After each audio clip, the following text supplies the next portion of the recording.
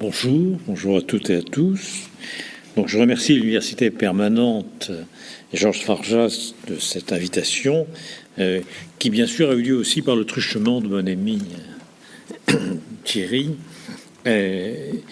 Donc je vais essayer de vous parler un petit peu de la fabrique des imposteurs aujourd'hui, pour essayer de vous dire d'abord que je croise, pour aller très vite, à la fois les dispositifs de civilisation des mœurs de notre société de la norme, notre société du contrôle, j'y reviendrai. C'est-à-dire en quoi, je ne vais pas dire qu'aujourd'hui il y a davantage d'imposteurs, n'est-ce pas, que dans les sociétés précédentes, on va en parler. Je dirais tout simplement que chaque société a un petit peu les imposteurs qu'elle mérite, puisque le propre des imposteurs, le propre de l'imposture, c'est d'être comme un martyr de la comédie sociale, c'est-à-dire de mettre en évidence les valeurs qui organisent à un moment donné le lien social, c'est-à-dire que les imposteurs sont de véritables éponges vivantes qui absorbent, si vous voulez, les valeurs qui organisent justement le drame social. Donc je ne vais pas soutenir, bien évidemment, la thèse selon laquelle, n'est-ce pas, il y aurait aujourd'hui davantage d'imposteurs, mais peut-être essayer de montrer comment, en insistant beaucoup sur aujourd'hui sur les normes, sur la manière dont on calibre les comportements, comment on favorise, on incite d'une certaine manière à des stratégies de masquage, des stratégies de camouflage qui ont à voir avec l'imposture. Donc, si vous voulez, un regard un peu croisé, qu'on peut dire à la fois d'une espèce d'anthropologie donc de nos sociétés, de la norme et du contrôle, et puis en même temps d'une clinique psychopathologique de ce que l'on sait un peu des menteurs, des fraudeurs, des imposteurs. Alors, essayez un peu de suivre, si vous voulez, ce fil. Alors, pour commencer, moi je ne vais pas vous projeter ni de graphique ni de PowerPoint. Je vais commencer classiquement par mon côté très universitaire, n'est-ce pas, de citations, et vous allez en avoir un certain nombre pour essayer de vous dire ensuite que finalement ce dont nous allons parler, c'est aussi de la conception de la valeur. Qu'est-ce que la valeur aujourd'hui? Mais alors, pour commencer par les citations, je commencerai par la citation d'un philosophe que j'aime beaucoup, qui est Jean-François Lyotard, n'est-ce pas, qui écrit « Dans un univers où le succès est de gagner du temps, penser n'a qu'un défaut, mais incorrigible, d'en faire perdre. » Donc, vous avez compris, aujourd'hui, n'est-ce pas, tous les dispositifs d'initiation sociale, tous les dispositifs d'éducation, de soins, de travail social, tous ces dispositifs ont pour objectif de vous éviter d'avoir à penser, de vous économiser en quelque sorte d'avoir à penser. Et avec, alors ça peut paraître évident, mais vous ne pouvez pas vous imaginer à quel point, c'est aussi la pratique clinique qui le met en évidence, à quel point penser n'est pas autant désiré que cela par les individus. Penser, comme décider d'ailleurs, ça mobilise de l'angoisse, ça mobilise l'angoisse de l'imprévu, ça mobilise l'angoisse de l'avenir, ça mobilise l'angoisse de la liberté, ça mobilise l'angoisse de la décision. Décider, c'est renoncer, et on n'aime pas renoncer, n'est-ce pas? Décider, c'est renoncer, et renoncer d'une certaine manière dans la culpabilité. Donc c'est peut-être ce qui fait que finalement on se coule relativement facilement dans tous ces dispositifs de colonisation des mœurs qui sont des espèces de programmes de vie, de modes d'emploi, si vous voulez, de protocoles calibrés. Alors, bon, je développerai tout à l'heure ce point, et ce d'autant plus d'ailleurs que on va dire qu'aujourd'hui, les discours de légitimation sociale, les discours dominants, pour aller vite, les discours qui font un peu la fabrique de l'opinion publique, qui font un petit peu la pensée du jour, ces discours sont de plus en plus passés d'un pilotage par des grands récits, donc, si vous voulez, mythiques, récits religieux, récits politiques. Aujourd'hui, les discours de légitimation sociale, les discours de pilotage de gouvernement des individus et des populations, et moins du côté du savoir narratif, des grands récits, encore une fois, que du côté des savoirs non narratifs, c'est-à-dire les chiffres. Notamment les chiffres et les lettres. Bon, l'exemple même, on pourra en reparler tout à l'heure au cours peut-être du débat ou dans le fil de mon exposé, puisque je ne sais jamais avant ce que je vais bien sûr dire lors d'une conférence. C'est une vieille tradition qui dure maintenant depuis des décennies chez moi, n'est-ce pas? Donc j'ai des fragments, mais je ne sais pas encore ce que je vais vous dire. Mais selon toute vraisemblance, je vous en parlerai, c'est à savoir que finalement les dispositifs d'évaluation, qu'il s'agisse de l'agence d'évaluation de la recherche, de l'enseignement supérieur, etc., qu'il s'agisse des agences d'évaluation de santé, qu'il s'agisse des agences d'évaluation de la qualité de la culture, ou des agences d'évaluation, encore une fois, de l'information, tous fonctionnent à peu près sur le modèle des agences de notation financière qui déterminent, pourrait-on dire, le crédit que l'on peut accorder à une entreprise, à une collectivité territoriale, à un pays, etc. Et dont j'essaierai de vous montrer au fur et à mesure que ça vient limiter une conception de la valeur. C'est que la valeur n'est plus que ce qui est soluble dans la pensée du droit et des affaires. C'est-à-dire, finalement, ce qui peut se mesurer, ce qui peut se financiariser, ce qui peut se monétariser, ou ce qui peut demeurer conforme à des procédures. Donc, vous verrez que c'est pas très éloigné de la question de l'imposture, et à mon avis, c'est un des dispositifs qui incite, si vous voulez, à l'imposture. Alors, je vous ai promis des citations, donc je vais quand même commencer par ces citations.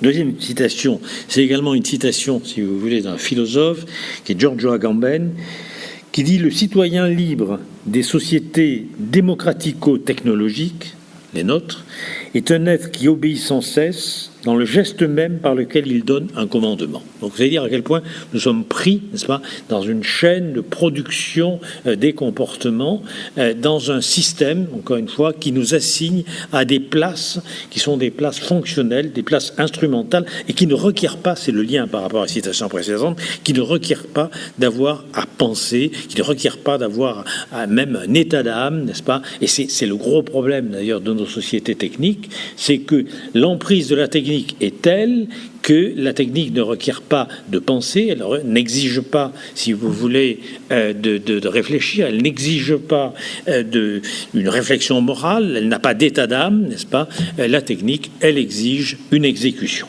Et donc, quel que soit le lieu où on se trouve, je dirais, dans le tissu social, on est pris dans cette assignation à accomplir une fonction, même une fonction de commandement, est déjà une fonction de servitude. Alors, la troisième citation, je vous en ai promis toute une série comme ça me prépare à mon topo. Une troisième citation, c'est celle de Camus, qui me paraît très importante, et je sais que vous travaillez dans le cadre de cette université permanente sur la question du récit, qui est une question qui me taraude énormément. Camus qui dit, notamment dans un livre qui s'appelle La Chute, que vous connaissez sans doute, n'est-ce pas, qui est un livre qui démasque, je dirais, les impostures ordinaires, puisque finalement, cet avocat parisien qui devient juge dans un bordel d'Amsterdam, n'est-ce pas, et cet avocat s'aperçoit que quelle que soit la posture qu'il peut avoir, il est toujours en train de jouer un rôle. Il est toujours en train de jouer un rôle. Et là, il y a quelque chose d'extrêmement important par rapport justement au drame social, c'est-à-dire, n'est-ce pas, finalement, tous coupables de jouer un rôle, de prendre la vertu comme le voile ou l'habit, d'être indifférent au monde, superficiel, sans participer vraiment au destin du monde. Et si vous réfléchissez, c'est ce que l'on demande aujourd'hui aux individus. On ne leur demande pas, encore une fois, une vertu, on ne leur demande pas, n'est-ce pas, un état d'âme, on ne leur demande pas, je dirais, d'être quelque chose, on leur demande de faire, point barre. Alors, c'est cette imposture ordinaire qui m'a le plus intéressé dans l'analyse de nos sociétés d'aujourd'hui. Cette imposture, dans La Chute de Camus, c'est le juge Clamence, coupable, qui ne préserve finalement, qui ne se sauve que par une chose, par un tableau qu'il a volé, qui est un tableau, si vous voulez, de Van Eyck, qui s'appelle Les Juges, et qu'il a confié au tenancier du bordel. Il n'y a que l'art, on y reviendra, il n'y a que l'art qui peut peut-être nous sauver, pourrait-on dire, de l'imposture. Alors, cette phrase de Camus dans La Chute me paraît très importante. Nous avons remplacé le dialogue par le communiqué. C'est la raison pour laquelle aujourd'hui, je pense que nous ne sommes pas encore et toujours dans une démocratie. Nous sommes dans des formes dégénérées de démocratie, c'est-à-dire dans des démocraties d'expertise ou dans des démocraties d'opinion.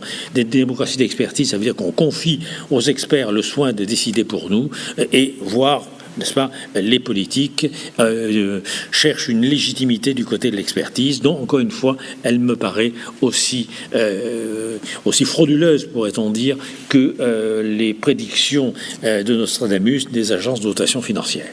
Ou bien, encore, n'est-ce pas, une démocratie d'opinion, c'est-à-dire qu'on gouverne sous la pression des lobbies, on gouverne, n'est-ce pas, en fonction de l'opinion publique, et du coup, les élections démocratiques ne sont rien d'autre que des sessions de rattrapage des sondages d'opinion. Nous sommes là dans quelque chose où s'effondre, pourrait-on dire, le pouvoir de la parole comme constitutif d'un espace démocratique. Qu'est-ce que c'est que la démocratie? Depuis le début, n'est-ce pas, la démocratie, ça n'est rien d'autre que la capacité de gouverner par le débat, de gouverner par la discussion, c'est-à-dire d'accorder un certain crédit, et on verra le rapport avec l'imposture, un certain crédit à la parole, une certaine confiance à la parole. On a encore d'ailleurs chez Camus des phrases très fortes de ce côté-là, quand Camus dit dans son éditorial de combat du 19 novembre 1946, n'est-ce pas, où il dit à un moment donné, n'est-ce pas, cette éternelle confiance de l'homme dans le langage de l'humanité, dans le langage de l'humanité, qui lui fait penser qu'il peut tirer de notre homme des relations humaines à partir du moment où il lui parle ce langage-là. Et la grande question qui se pose aujourd'hui d'ailleurs, c'est est-ce que nous utilisons toujours ce langage de l'humanité, ou bien est-ce que nous sommes dans un autre type de langage, n'est-ce pas, un langage de machine, un langage beaucoup plus configuré autour d'un ensemble de signaux interactifs. C'est une des questions qu'on pose. Bon, pour l'instant, je balance comme ça, et ensuite on va travailler, donc si vous voulez, point par point, les choses. Alors, il y a une autre phrase qui est d'un autre philosophe, vous y aurez droit cette fois, n'est-ce pas, qui s'appelle Georges Canguilhem. Je sais que Thierry Patrice aime beaucoup aussi Canguilhem, n'est-ce pas, et qui me parle de ce qu'est, n'est-ce pas, de ce qu'est aujourd'hui, si vous voulez, cette force de la norme, encore une fois, et qui finalement donne une certaine vision du monde social. Canguilhem écrit: proposer pour les sociétés humaines, dans leur recherche de toujours plus d'organisation, le modèle de l'organisme, c'est au fond rêver d'un retour non pas même aux sociétés archaïques, mais aux sociétés animales. Donc en gros, davantage nous allons aujourd'hui vers une société de la norme, c'est une évidence, je vous donnerai tout à l'heure des exemples, davantage nous nous précipitons vers l'abîme d'une société normative et de contrôle, davantage nous nous rapprochons des sociétés animales. Et nous avons l'impression de nous perfectionner, si vous voulez, nous avons l'impression de nous améliorer, alors que nous sommes en train de dériver gaillardement vers cette conception animale où chaque individu n'est plus qu'une pièce détachée de l'espèce en vue d'une production collective. C'est-à-dire nous perdons justement ce qui fait la singularité, si vous voulez, de l'humain, c'est-à-dire son extrême vulnérabilité et sa capacité de faire de la vulnérabilité le lieu même de sa dignité. Alors, comme j'ai quand même promis de parler un petit peu de mon bouquin, je vais vous en parler un petit peu. Et pour démarrer, je vais vous parler de quelqu'un que j'aime bien, n'est-ce pas, qui est, si vous voulez, qui est Guy Debord, la société du spectacle et de la marchandise. Ses analyses sont toujours encore très visionnaires. Guy Debord écrit: là où le monde réel se change en simple image, les images deviennent des êtres réels et les motivations d'un comportement hypnotique, le spectacle est le contraire du dialogue. Aujourd'hui, nous sommes dans une société du spectacle, nous ne sommes plus dans une société du dialogue, et c'est bien évidemment de cela dont meurt gaillardement notre démocratie. Alors, un mot quand même. Donc, vous avez compris un petit peu mon angle d'attaque. Je ne sais pas si je suis très clair, parce que comme je ne vous connais pas, il faut toujours un petit peu pouvoir s'adapter. Ça aussi, c'est une question d'imposture, parce que finalement, c'est s'adapter, n'est-ce pas, à l'attente de l'autre. Qu'est-ce que c'est que l'imposteur, d'ailleurs? C'est celui qui a parfaitement trouvé le moyen de s'adapter à l'attente de l'autre. Regardez tous les grands cas d'imposture. Frédéric Bourdin, n'est-ce pas, Francis Afzagal, etc. C'est celui qui sait parfaitement s'identifier à l'objet du désir de l'autre et qui sait répondre, donc tout à fait, si vous voulez, à ce que l'autre attend. Alors, je vous ai dit tout à l'heure, pour commencer, parce que comme j'ai toujours pas commencé mon topo, je regarde en même temps. N'est-ce pas ? Je vous ai dit tout à l'heure quelque chose de relativement simple et compliqué à la fois, c'est que chaque société a les imposteurs qu'elle mérite. Bon, ça veut dire quoi ? n'est-ce pas ? Ça veut dire que, par exemple, si vous prenez Tartuffe ou l'imposteur, la formidable pièce de Molière, n'est-ce pas ?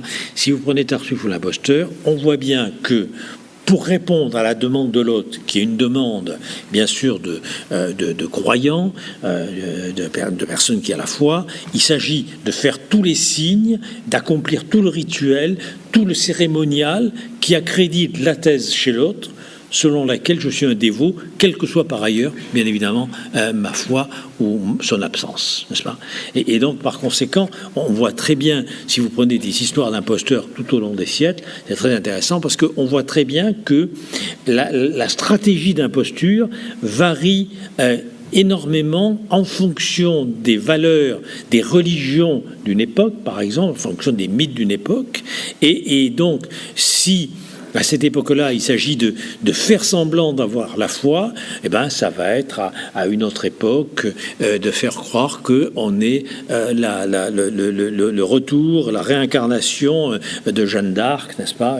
Et donc s'identifier, si vous voulez, à Jeanne d'Arc, ou à d'autres époques, on va faire croire qu'on va emprunter en faisant croire qu'on a découvert au Mexique ou en Nouvelle-Calédonie un trésor formidable et que donc on peut prêter de l'argent sur la base de ce trésor que l'on va faire venir. Donc vous voyez, ou bien alors, pour vous donner encore un autre exemple d'imposture bien connu, ces personnes qui vendent des morceaux de Tour Eiffel aux touristes en faisant croire, n'est-ce pas, que l'État étant en difficulté a décidé de brader un certain nombre de monuments publics et que c'est la bonne affaire, n'est-ce pas, d'acheter des morceaux de Tour Eiffel. Donc, vous voyez, on voit vraiment comment, si on ne tombe pas dans une espèce de stigmatisation morale consistant à dire que c'est très mal de mentir, c'est très mal de frauder, c'est très mal d'être un imposteur, on s'aperçoit que finalement l'imposteur, c'est le miroir d'une société.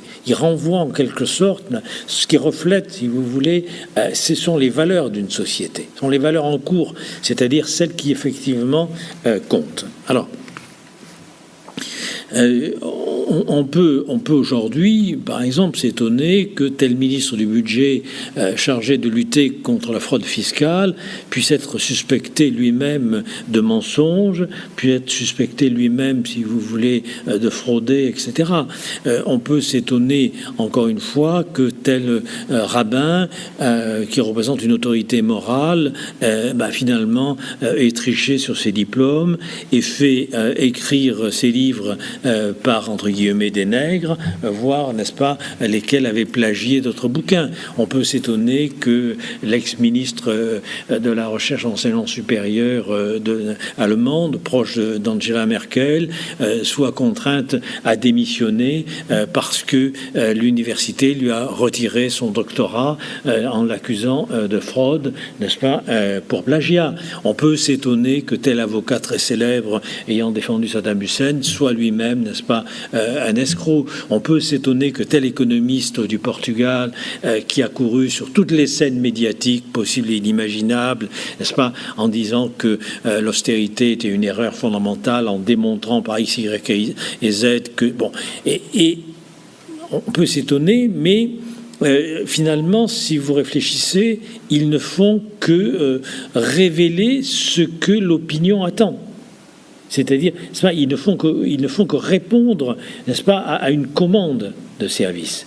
Et vous voyez, c'est un peu, si j'ai un petit message à vous faire passer, c'est un petit peu ça, c'est essayer de vous montrer que cette imposture, n'est-ce pas, qui encore une fois peut prendre des formes très pathologiques, bien évidemment, cette imposture, elle n'est rien d'autre, d'une certaine manière, qu'un élément grossi de l'imposture ordinaire qui est de répondre à une commande sociale lorsque, justement, il ne vous est pas demandé de réfléchir, il ne vous est pas demandé de créer, il ne vous est pas demandé d'innover, il vous est demandé essentiellement de vous adapter.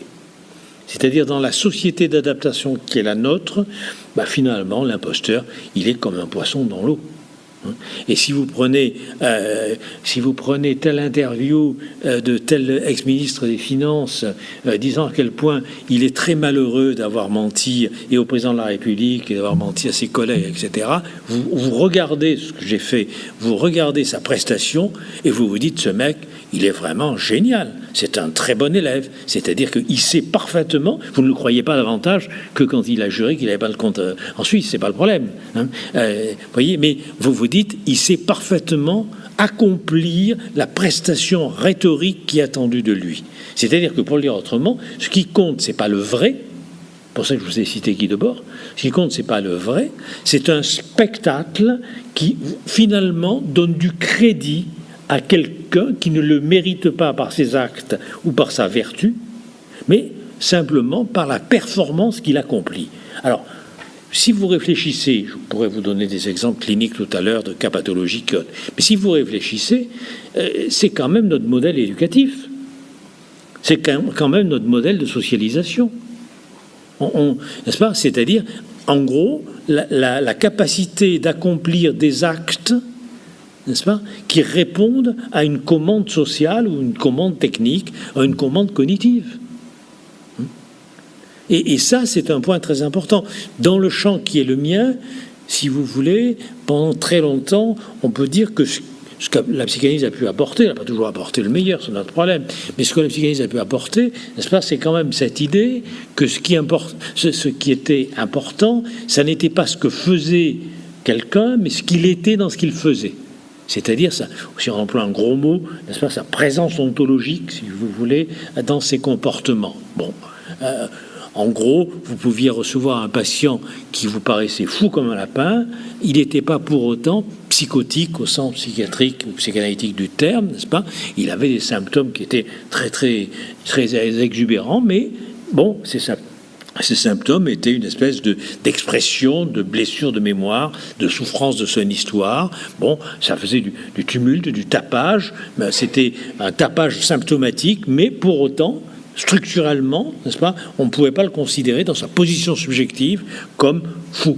Je schématise, c'est parce que comme je vous connais pas, je schématise, n'est-ce pas, bon, ce que je veux dire. Par contre, vous receviez tel patient qui avait quelques petits problèmes, il venait comme ça, il paraissait à peu près normal, et dans le travail que vous pouviez faire avec lui, vous vous aperceviez que ce type parfaitement adapté, qui paraissait un peu obsessionnel, un peu méticuleux, n'est-ce pas, bon, un petit peu désaffecté, un petit peu instrumental, un petit peu métallique dans le contact, lui, psychiquement, il est fou. C'est-à-dire que, n'est-ce pas, il est psychotique. C'est ce qu'on appelle une psychose blanche, je parlais très vite. Bon, ben, si vous voulez, en gros, ce que donc ce point de vue pouvait apporter, c'est que ce qui comptait, c'était pas le comportement d'un patient, c'était ce qu'il était dans sa manière de se comporter, c'était sa position subjective. C'est un point très important. Dans notre société, je vous donnerai d'autres exemples tout à l'heure, mais dans notre société, c'est pas ça qui est évalué. Ce qui est évalué, c'est pas encore une fois la vertu, c'est pas encore une fois la présence de l'être dans ce qu'il fait. Ce qui compte, la seule chose qui compte, c'est la manière dont il se comporte et comment on peut mesurer ce qu'il se comporte, comment on peut l'évaluer en quantité. C'est la seule chose. Alors, peut-être que je vous en parle tout de suite, comme ça sera fait. N'est-ce pas ? Ça, c'est une certaine conception de l'évaluation.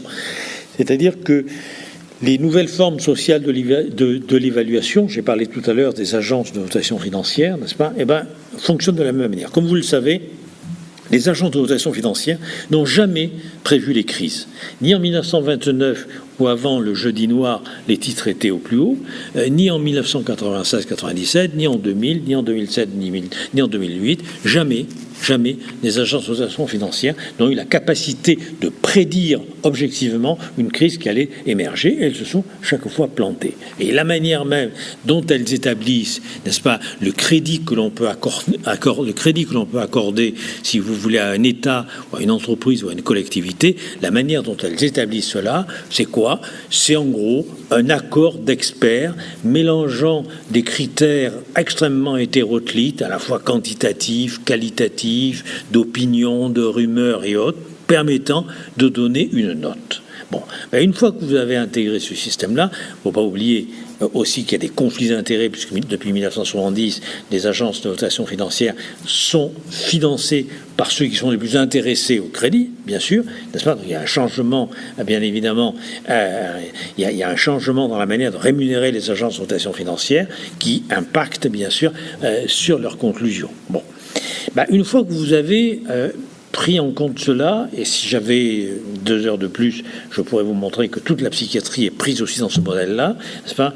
Eh bien, une fois que vous avez compris cela, vous vous rendez bien compte que ça ne peut pas être prédictif et ça ne peut pas être objectif. Ce qui est mesuré, c'est en gros un état de quelque chose, d'une structure, un état d'un système, en fonction du crédit que l'on peut lui accorder sur la base de rumeurs plus ou moins formalisées. Vous voyez, avec quelques éléments, bien sûr, qui sont chiffrés et autres. Alors, ça, c'est quand même vraiment ce qui se passe vraiment dans tous les secteurs de l'existence sociale aujourd'hui. Et c'est la raison pour laquelle j'ai tendance à penser qu'aujourd'hui, dans notre société, l'imposteur, il est un peu comme un poisson dans l'eau, n'est-ce pas ? Puisque faire prévaloir la forme sur le fond, valoriser les moyens plutôt que les fins, se fier à l'apparence et à la réputation plutôt qu'au travail et à la probité, préférer l'audience au mérite, opter pour ce qui peut paraître le plus immédiatement rentable plutôt que le courage de la vérité. Enfin, tout ça, ce sont justement des transformations que nous connaissons, si vous voulez, que nous connaissons dans notre société actuelle. Alors, pour être très, très concret, ce que vous n'avez pas dit, Georges, tout à l'heure, peut-être quand vous m'avez présenté, c'est, si je peux me permettre, c'est que nous avons été aussi un certain nombre à l'initiative d'un collectif dont vous avez peut-être entendu parler, qui s'appelle l'Appel des appels, n'est-ce pas? Et ce collectif qui regroupe des médecins, des psys, des infirmiers, des orthophonistes, des travailleurs sociaux, des magistrats, des journalistes, des éducateurs, des enseignants, des chercheurs, j'en oublie toujours, des acteurs culturels et autres. Ce mouvement, ce collectif, a été un mouvement qui s'est un peu révolté. C'est une insurrection des consciences, comme on l'a appelé, face à des réformes qui cassaient complètement leur métier, qui décomposaient les métiers, qui les recomposaient par justement une notion de l'évaluation extrêmement formelle, extrêmement quantitative, vous voyez, extrêmement procédurale. C'est-à-dire qu'en gros, je vais vous faire très simple, vous allez comprendre tout de suite, la valeur, par exemple, d'une émission radio, d'une émission télévisée, la valeur d'un article, c'est pas du tout ce qu'elle va apporter à la formation critique du citoyen, c'est pas du tout ce qu'elle va apporter, si vous voulez, comme substantifique, comme donnant lieu à penser, donnant lieu à réfléchir, n'est-ce pas? C'est le nombre d'auditeurs, ou le nombre de spectateurs, ou le nombre de lecteurs, ou encore, n'est-ce pas, le nombre de commentaires que vous allez mettre sur le site de la radio. C'est un point qui est aussi très important. Le nombre de commentaires, même si dans ces commentaires on dit mais vraiment quelle idée d'avoir invité cette espèce d'abruti qui nous emmerdait pendant 1 heure, c'est pas grave. À partir du moment où vous faites réagir, vous avez ce qu'on appelle une logique d'audimat. Logique d'audimat. Or, c'est très important. C'est-à-dire qu'en gros, ce qui compte, c'est la quantité. Ce qui compte, c'est la réaction que vous produisez. Ce qui compte, c'est les effets que vous produisez.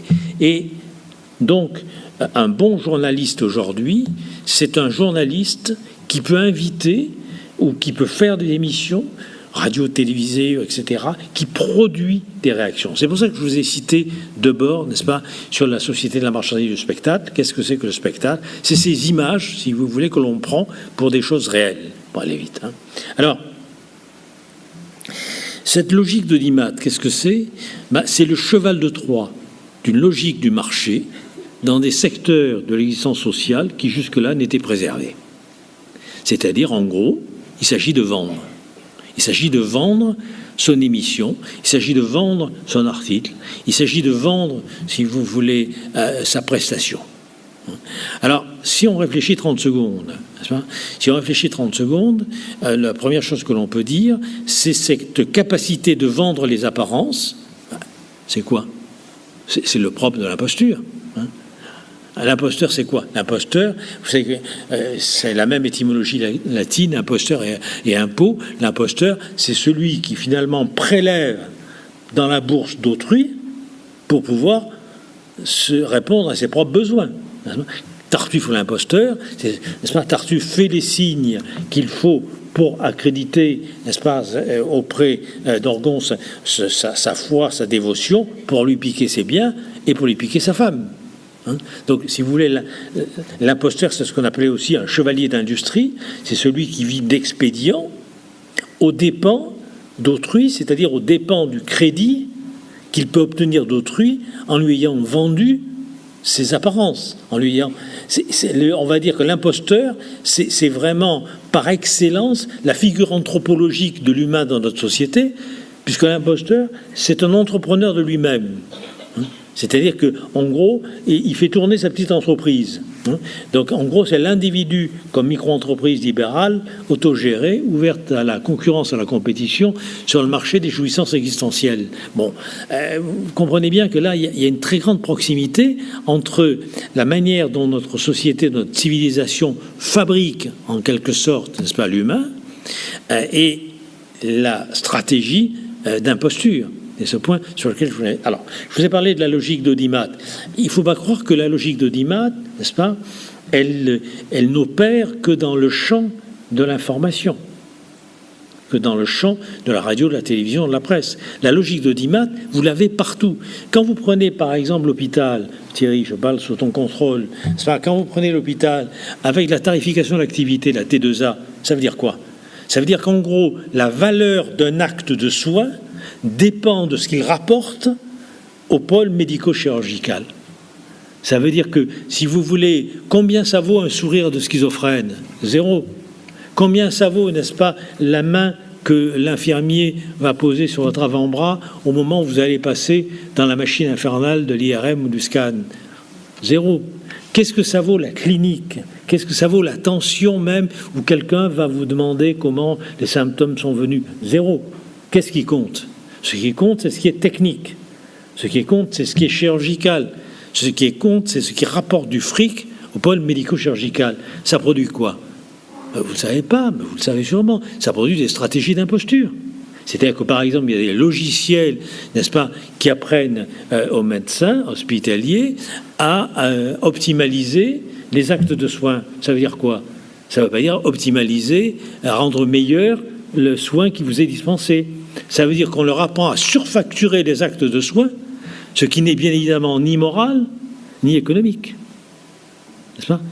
C'est-à-dire que, vous voyez, et ça veut dire qu'à partir du moment où justement vous avez une approche de la valeur qui se calque totalement sur la quantité ou qui se calque, n'est-ce pas, sur les protocoles, la procédure, la conformité, à partir de ce moment-là, vous induisez chez l'autre des stratégies qui vise à répondre à ce qui est exigé. J'en parlerai tout à l'heure plus en détail. Mais vous prenez la Grèce, les 2 tutelles financières internationales demandent un budget équilibré. Dans un budget équilibré, il est complètement bidon, il est faux, mais ça n'a aucune importance. Ben, si vous avez compris ça, vous pouvez sortir, c'est fini la conférence. C'est ça que ça veut dire. Et que l'imposture est une solution. Je ne dis pas que c'est une solution morale, c'est pas ça, mais c'est une solution à des exigences normatives qui font vivre les individus et les peuples au-dessus de leurs moyens. Donc le gamin qui ment, le gamin qui triche, le gamin qui fraude, c'est quoi? Ben, c'est le gamin qui répond aux attentes de l'autre, aux normes que l'autre, n'est-ce pas, exige de lui, sans en avoir les moyens psychiques, sans en avoir les moyens cognitifs. Je ne vous dis pas que c'est bien, je vous dis pas que c'est l'épanouissement, au contraire, c'est la pire chose du point de vue de l'épanouissement personnel. C'est un autre problème, c'est pas ça. Mais c'est pour essayer de vous montrer qu'en gros, on ne peut pas disculper l'environnement de la part qui est la sienne dans la fabrique de l'imposture. C'est ça que ça veut dire. C'est ça que ça veut dire. Donc si vous avez effectivement, n'est-ce pas, des individus qui à un moment donné font les signes de la dévotion, c'est parce que vous êtes dans une société où la religion a un rôle important. Si vous êtes dans un environnement où les gens traficotent les chiffres, c'est parce que vous êtes dans une société, n'est-ce pas, où les chiffres pilotent les individus et organisent le lien social, etc., etc. Donc c'est ce point que je voudrais essayer de faire passer. Alors, j'ai parlé de l'hôpital. On va poursuivre, puisque c'est un domaine que je connais bien. Prenons l'université. Prenons l'évaluation des universitaires. C'est la pire des choses, ça aussi. Bon, l'évaluation universitaire, c'est quoi? Bon, que vous soyez bon ou mauvais enseignant, on s'en fout complètement. Moi, j'ai été expert au ministère de la Recherche, j'ai été 15 ans au Comité national des universités, j'ai été vice-président et président de ma section, j'ai vu la manière dont les dossiers se fabriquaient. C'est-à-dire qu'en gros, un bon universitaire, c'est quoi? C'est pas quelqu'un qui forme bien ses étudiants, c'est pas quelqu'un, n'est-ce pas, qui leur trouve du boulot, c'est pas quelqu'un qui les suit, qui les encadre, etc. C'est quelqu'un qui publie des articles. C'est quelqu'un qui publie des articles. Et qui publie des articles, mais pas n'importe quel article, qui publie des articles dans des revues qualifiantes. C'est quoi des revues qualifiantes? C'est pas du tout des revues de qualité. Croyez-moi, on s'emmerde absolument à les lire, c'est pas le problème, n'est-ce pas? C'est des revues reconnues comme ayant un fort impact factor, c'est-à-dire que ce sont des revues dans lesquelles on a pu établir une corrélation, n'est-ce pas, entre le nombre d'articles et puis le nombre de citations par des auteurs. Alors, je vais vous en dire 2 mots après, mais pour essayer de vous faire comprendre que, en gros, la qualité d'une recherche, c'est quoi? La qualité d'un laboratoire qu'on va expertiser, c'est quoi? C'est le nombre d'articles par chercheur, quels que soient les chercheurs, quelle que soit la recherche, même si plus c'est ennuyeux, meilleur c'est notre problème, n'est-ce pas? Moins ça sert à rien, meilleur c'est notre problème, n'est-ce pas? C'est le nombre d'articles publiés dans des revues de quoi? Des revues de marque. C'est-à-dire nous sommes dans une politique de la marque. La politique de la marque, c'est la politique, je suis désolé, mais de l'imposteur. Il sait vendre sa propre marque. Et d'ailleurs, ceux qui réussissent parfaitement sont les plus cyniques, les plus opportunistes, ceux qui ont compris comment on pouvait exploiter la notion de marque. Qu'est-ce que c'est que donc la valeur aujourd'hui d'un universitaire? C'est la valeur de quelqu'un, n'est-ce pas, qui produit, si vous voulez, mais je ne l'ai pas là malheureusement, je me suis trompé de bouquin, c'est pas grave. Il y a une très belle citation de Nietzsche là-dessus, qui produit le mieux dans l'usine à donner des articles qui s'inscrivent dans un support de publication de marque.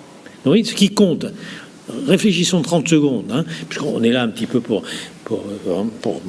bavarder, je ne vais pas vous faire une conférence, ça sera ennuyeux comme tout, n'est-ce pas? Mais essayons un peu de comprendre, en gros, ce qui compte, c'est pas du tout le contenu de l'article. Ce qui compte, c'est le lieu où elle est publiée. C'est le support.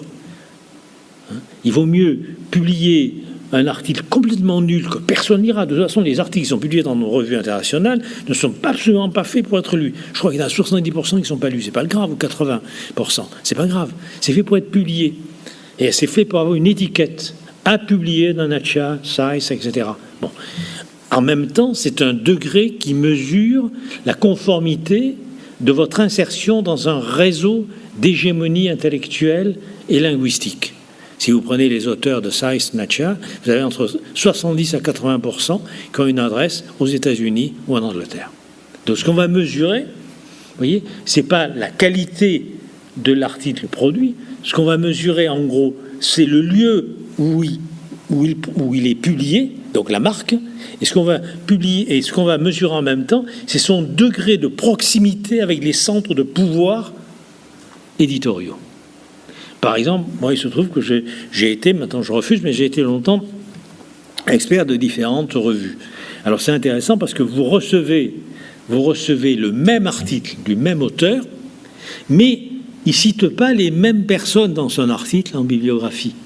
Il cite bien évidemment les référents bibliographiques dont il pense que ça va être les experts qui vont donner un avis pour la publication.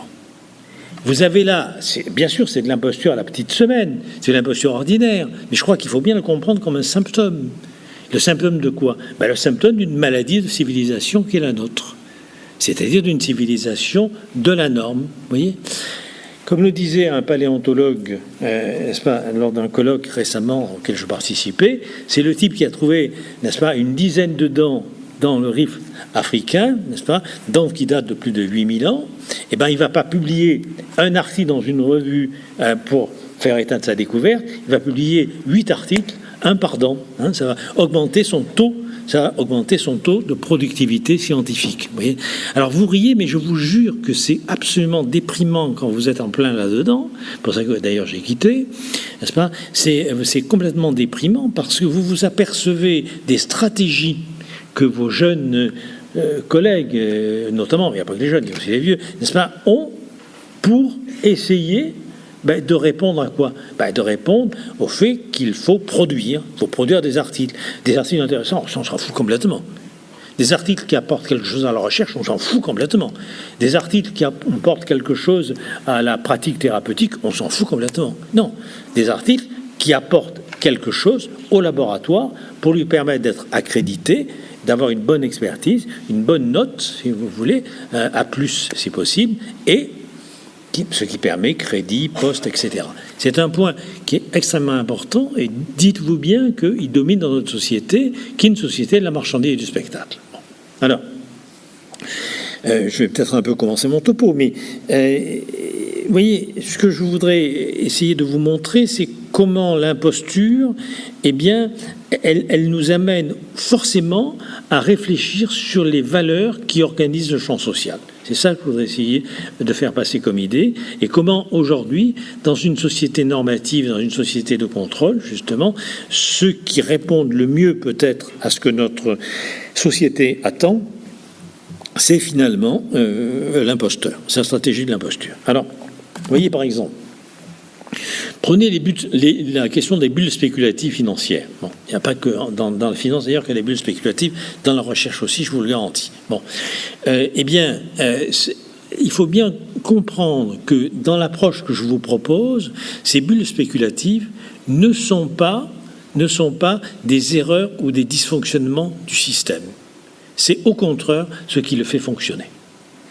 C'est-à-dire, vous voyez, c'est la part émergée de tout un système qui consiste non pas à évaluer les choses sur leur réalité, mais à les évaluer sur les apparences et à vendre ces apparences. Alors, qu'est-ce que l'imposteur? Si ce n'est celui qui vend son image, son apparence, la forme de ses comportements, le semblant et le trucage des valeurs du champ social. Voilà ce que j'ai commencé donc à vous dire. Alors, maintenant, si on prend, si vous voulez, ce que je vous ai dit par exemple concernant la logique d'audimat, si on réfléchit, considérez qu'aujourd'hui, ce qui vaut comme valeur, c'est finalement l'opinion. C'est quand même ça. C'est-à-dire, si vous voulez, c'est la popularité. Qu'est-ce que c'est un impact factor? C'est un taux de popularité. Taux de citation, c'est un taux de popularité. C'est qu'en gros, vous avez écrit un article complètement fou que la revue a publié, vous allez avoir énormément de taux de citation parce que finalement, beaucoup de gens vont dire que c'est complètement idiot ce que vous racontez. Du coup, n'est-ce pas, vous avez un taux, je dirais, de chercheurs produisants puisque vous avez été cité de multiples fois. Alors que par contre, vous faites votre petit boulot dans votre coin, vous n'êtes pas cité, vous n'êtes pas un chercheur produisant. Donc, je ne sais pas si c'est clair ce que je vous raconte, mais pour moi, c'est très important, parce que, en gros, aujourd'hui, la valeur se mesure aux effets d'opinion qu'elle produit. Si on fait un peu de philosophie, un tout petit peu de philosophie, vous vous rendez bien compte que, là, depuis le début, on va dire avec Platon déjà, n'est-ce pas, la vérité ne s'inscrit pas au même endroit que l'opinion. On parle aussi d'épistémologie avec Bachelard, etc. Mais peu importe, la vérité ne s'inscrit pas au même endroit que l'opinion. Donc ça veut dire, ça tout simplement, que aujourd'hui, ceux qui réussiraient le mieux dans notre société sont les sophistes.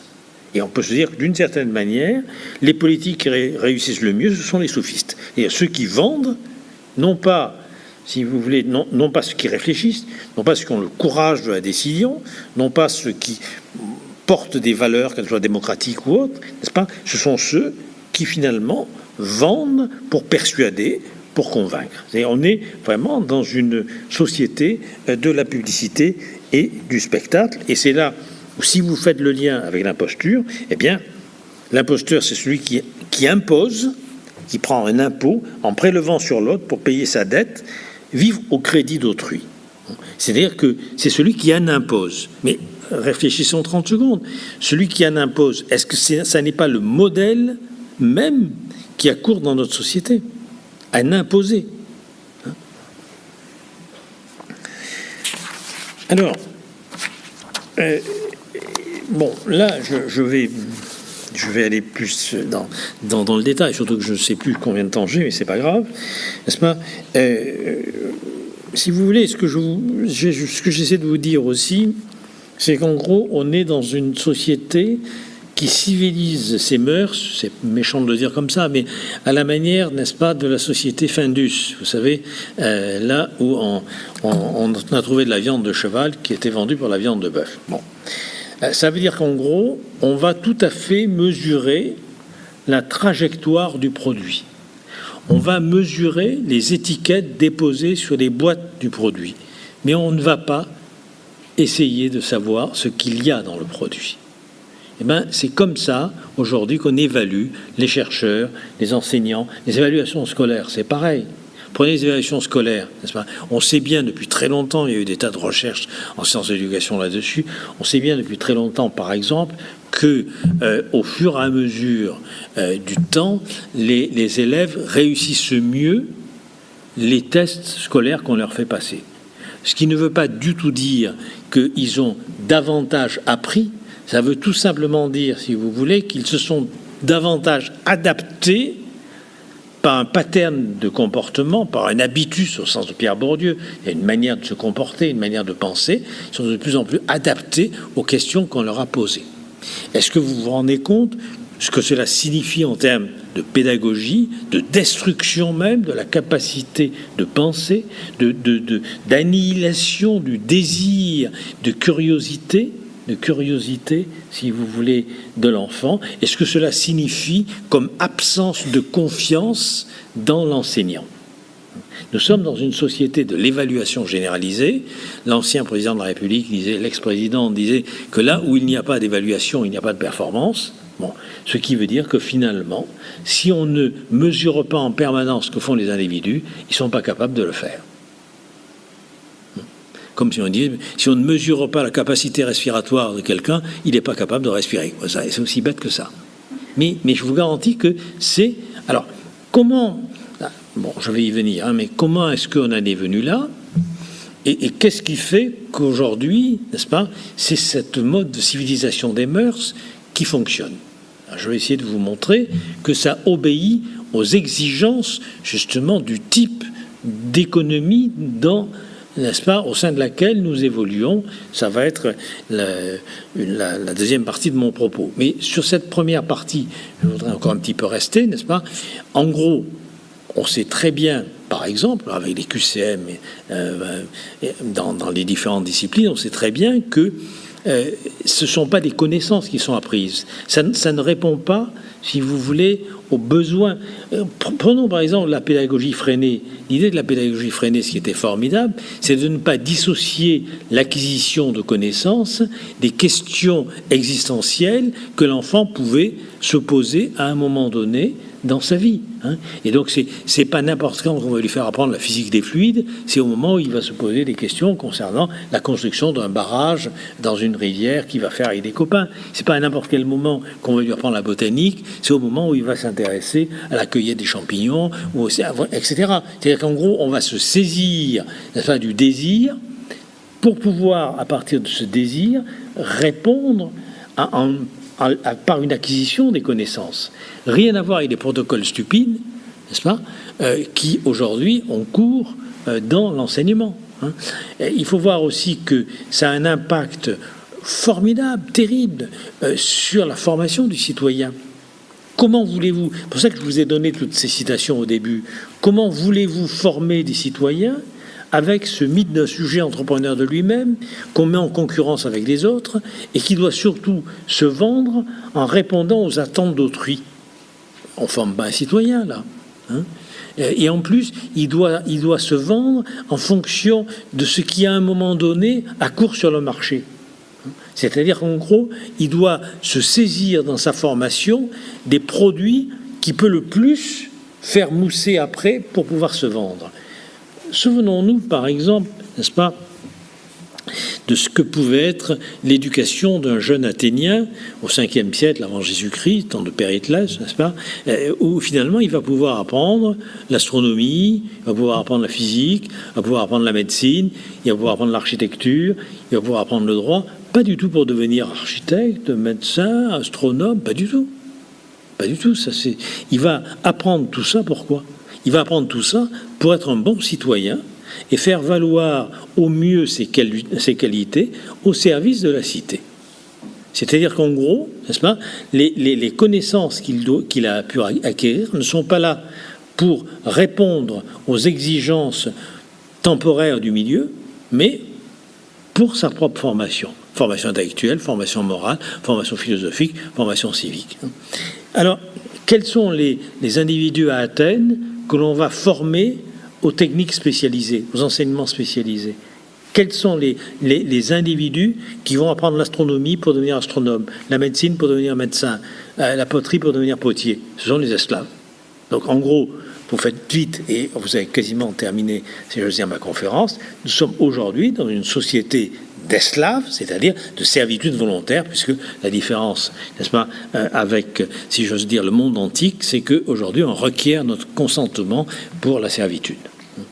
Et donc, c'est un peu de ça dont je vais vous parler maintenant, toujours encore une fois, pour essayer de vous montrer le lien avec l'imposture, avec la fraude, avec le mensonge. Je ne sais pas si j'aurai le temps de vous parler de clinique, mais sinon, j'en parlerai tout à l'heure dans le débat. Mais, vous voyez, en gros, vouloir former nos jeunes à être les professionnels que l'on attend sur le marché du travail, c'est considérer que le savoir n'a de valeur qu'en tant qu'il peut se vendre, n'a de valeur qu'en tant qu'il peut répondre à une attente. Alors du coup, c'est pas compliqué d'ailleurs. Vous en voyez la conséquence très rapidement aujourd'hui dans la hiérarchie des disciplines enseignées à l'université. Vous en voyez, n'est-ce pas, très vite le reflet par rapport au prestige des écoles, etc. Qu'est-ce qui finalement se vend le mieux? C'est pas les humanités. Donc on considère que les humanités, sciences humaines, sociales, etc., ça n'a pas de valeur, ça. L'art, ça n'a pas de valeur. Le jeu, ça n'a pas de valeur. L'amour, ça n'a pas de valeur. Et on fabrique des monstres, vous savez. Juste peut-être un mot, puis je terminerai peut-être là-dessus. Mais quand vous pensez à quelqu'un comme le philosophe Walter Benjamin, qui parlait justement de l'importance, on va dire, du caractère essentiel de l'inutile, du caractère essentiel de l'inutile. Que disait Benjamin? Il parlait du geste de l'enfant qui veut attraper la lune comme une balle. Et il disait, le geste n'est pas vain malgré les apparences, parce qu'il nourrit un élan de la main, du cœur et de l'esprit. Et il poursuit, et que serait un enfant qui serait parfaitement adapté à sa tâche? Il dit, serait-il encore un enfant? N'aurait-il pas perdu la naïve joie d'exister? Vous avez là, ce que j'essaie de vous dire depuis tout à l'heure, un peu le modèle anthropologique, n'est-ce pas? Le modèle anthropologique de la manière dont on peut soigner, éduquer, informer justement nos concitoyens. Et donc c'est un peu ce que j'ai essayé de vous montrer, mais je vais passer à autre chose. Ce que j'ai essayé, si vous voulez, de vous montrer aujourd'hui des conséquences de notre manière de penser le lien social sur la base simplement de normes, de critères normatifs, et où il faut essayer de répondre à ces normes, et donc de toutes les façons possibles. Et une des façons les plus économiques de répondre à ces normes, c'est bien évidemment de tricher. Bon. Donc, pour le dire aussi encore autrement, n'est-ce pas, il y a un point qui est important, c'est que on va dire que l'imposture, c'est la sœur siamoise du conformisme. C'est-à-dire, c'est dans une société très conformiste, c'est-à-dire qui conforme les comportements, qui conforme les conduites, qui conforme la manière de penser. C'est dans ce type de société où va prospérer aussi, n'est-ce pas, l'imposture, puisque ce qui compte, pour le dire simplement, c'est le costume, c'est l'habit, c'est pas le moine. C'est finalement la capacité d'emprunter. Alors ça, c'est très important parce que c'est très frappant dans la clinique des imposteurs. Alors la clinique des imposteurs, il y a aussi la clinique bien sûr des menteurs, et puis il y a la clinique de ce que nous appelons en psychanalyse et en psychiatrie, ce que nous appelons les personnalités as-if. Les personnes as-if, c'est-à-dire personnalités comme si. Ceux qui sont capables de faire semblant, de donner le change, voyez. Et c'est intéressant parce que ces personnalités-là, quand vous les rencontrez, elles sont normales. Elles sont tout à fait capables de faire un certain nombre de choses. Vous les mettez à la peinture, ils font très bien. Ils font de la peinture. Vous les mettez à la musique, ils font de la musique. Vous les mettez à la littérature, ils font de la littérature. Bon, et pourtant, et pourtant, il y a quelque chose qui cloche. Il y a quelque chose qui ne va pas. C'est-à-dire que ils font, mais la souffrance, on va employer le gros mot, la souffrance est ontologique. C'est-à-dire qu'on a l'impression qu'ils ne sont pas là. Ils font sans être là. Et c'est face, et ça c'est important, c'est face à un vide ontologique. Alors, si vous faites juste un peu un lien, hein, parce que je lance quelques petites pistes comme ça, et puis on en débattra tout à l'heure, n'est-ce pas? Si vous faites un lien, en gros, le camouflage, le masquage, n'est-ce pas? C'est quand il y a un vide. Il y a un vide ontologique. C'est-à-dire quand on a perdu la substance de ce qui constitue la valeur d'une personne ou d'une société. Souvenez-vous de ce film extraordinaire de Woody Allen, Zelig. Zelig, c'est ce monsieur qui blanchit avec les blancs, rougit avec les rouges, noircit avec les noirs, jaunit avec les jaunes, n'est-ce pas? Et que l'on retrouve dans quoi? Qu'on le retrouve avec le génie de Woody Allen, qu'on le retrouve à côté de Hitler dans un parti de masse, un parti totalitaire, un parti nazi. C'est-à-dire que ce type de personnalité vide, qui finalement a la capacité d'emprunter n'importe quel habit, eh bien, il a besoin, pour se nourrir ontologiquement, pour se nourrir dans son être, il a besoin, si vous voulez, de la masse autour de lui. Si vous réfléchissez, c'est très important et ça peut nous permettre de comprendre aujourd'hui le caractère volatile des engagements politiques. C'est-à-dire, en gros, ce ne sont pas des engagements qui sont accomplis dans une appropriation des valeurs pour lesquelles on donnerait sa vie, ou on donnerait, si vous voulez, beaucoup de choses pour aller vite, ça reste superficiel. Et ce qui explique que ça peut se balader d'un endroit de l'échiquier politique à l'autre, parce qu'il n'y a pas appropriation. Il y a eu, pendant très longtemps, en France et ailleurs dans le monde occidental, il y a eu des choix quasiment familiaux qui étaient faits, des options, en quelque sorte, qui étaient accomplies. On était gaulliste de père en fils, communiste de père en fils, etc., maurassien de père en fils et autres. Il y avait, ou l'opposé, mais peu importe. Vous voyez, il y avait en gros une appropriation. Il y a une France dreyfusarde, une France anti-dreyfusarde, la France de Vichy, la France de Londres, etc. Bon, mais il y avait quelque chose qui, au fur et à mesure, s'était approprié pour chacun des individus. Aujourd'hui, pas du tout. Et ça, je crois qu'il faut bien le voir, pas simplement en fonction de la pathologie des individus, il faut le voir aussi au niveau de la substance de la société. Qu'est-ce qu'elles offrent aux individus pour se constituer en quelque sorte comme citoyens. Alors, oui, je vous conseille aussi, puisque je vous conseille aussi, si vous voulez, un roman canadien qui s'appelle Le Bizango, qui est assez intéressant, une espèce de polar du monde haïtien à Montréal, n'est-ce pas, où le Bizango, c'est ce personnage extraordinaire qui peut prendre notamment dans le roman l'apparence de la personne à laquelle pense ou à laquelle est resté fixé l'adversaire. C'est-à-dire, en gros, quelqu'un a perdu sa mère. Bon, le Bizango, c'est celui qui est capable d'incarner l'objet perdu. Donc, il devient la mère que... Bien évidemment, vous imaginez que dans un polar, ça désarme totalement l'adversaire que d'épouser, en quelque sorte, l'objet dont il est en manque, l'objet dont il a la nostalgie. Je crois que c'est assez fin aussi comme analyse ce roman, parce que ça montre bien, mais là je vous en parlerai pas aujourd'hui, mais j'ai écrit un bouquin qui s'appelle Logique des passions, centré sur cette question, qui montre bien que justement, c'est en répondant à la demande de l'autre, n'est-ce pas, qu'il y a véritablement leurre, imposture, illusion. Alors, dans la passion, c'est pas une imposture, c'est une imposture involontaire. Dans la passion, c'est une illusion.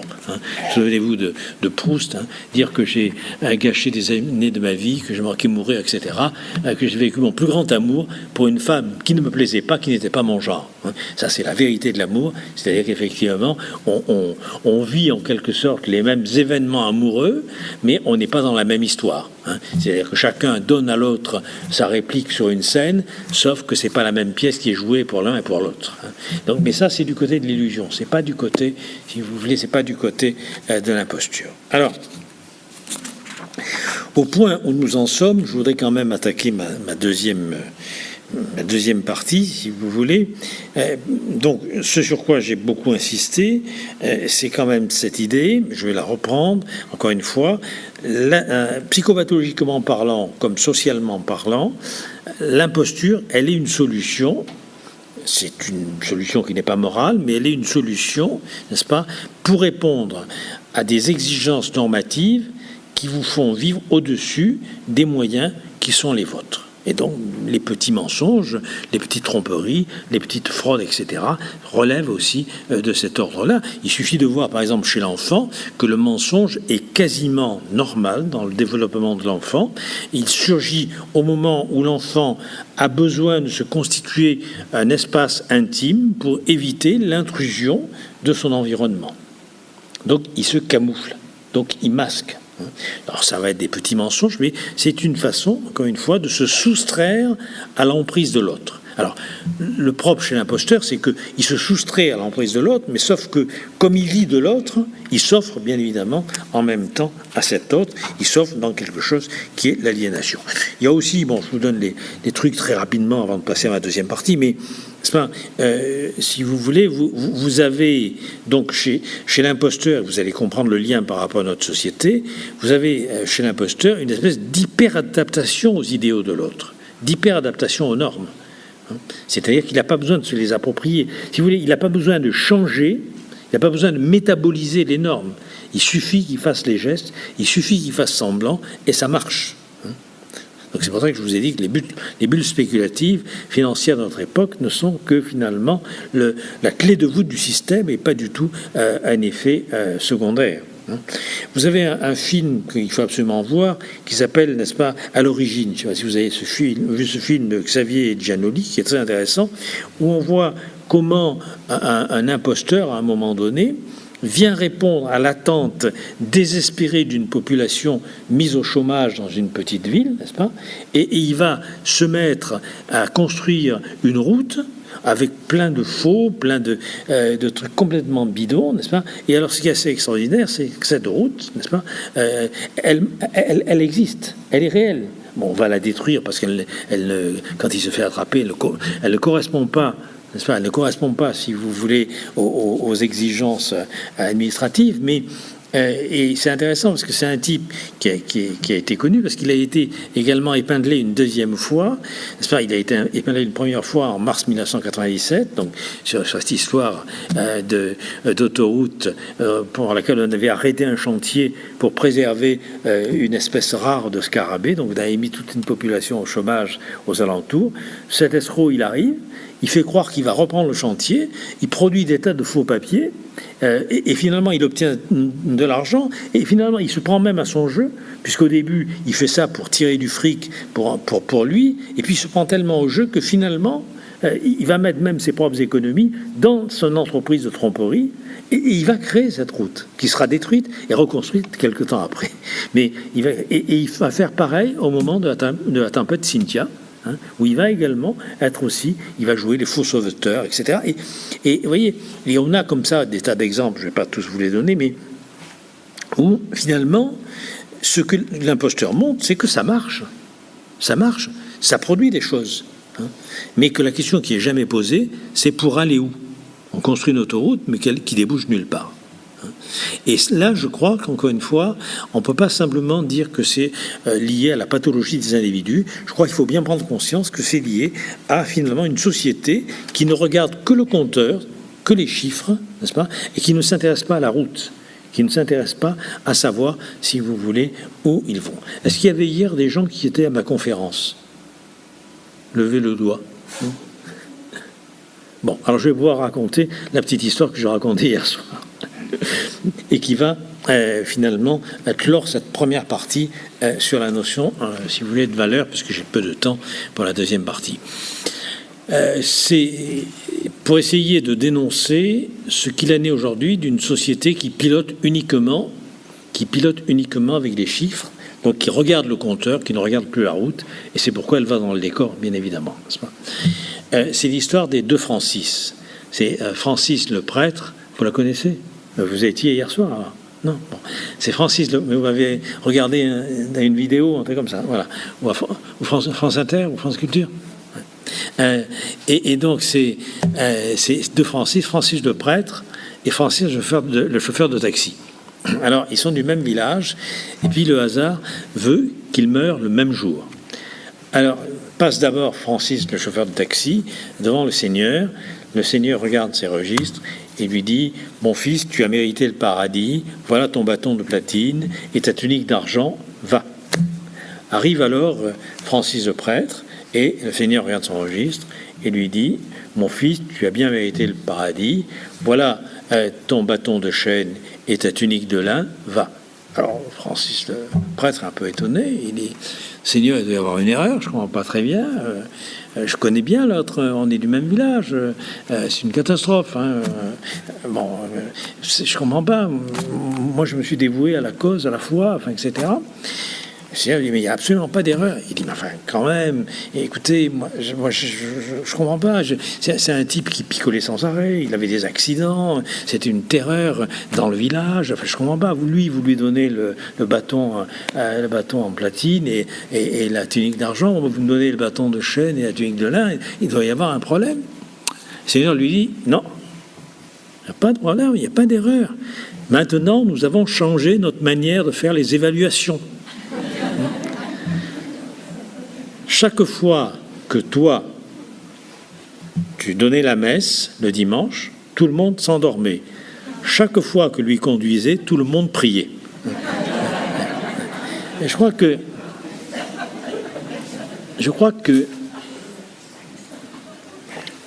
si vous voulez, ça peut résumer mieux que je ne l'ai fait jusqu'à maintenant, ce que j'essaie de vous dire, en quelque sorte, n'est-ce pas, sur nos évaluations aujourd'hui, c'est que dans une société où seul le score et l'effet produit, n'est-ce pas, à court terme, comptent, on installe une incitation.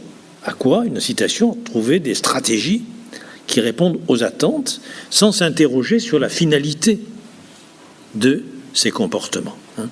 Si vous voulez, ce que j'essaie de vous montrer, c'est que derrière les notions d'évaluation, il y a véritablement une machine philosophique, il y a véritablement une métaphysique des valeurs, il y a véritablement une vision du monde, et que donc on fabrique un sujet éthique par les évaluations sociales.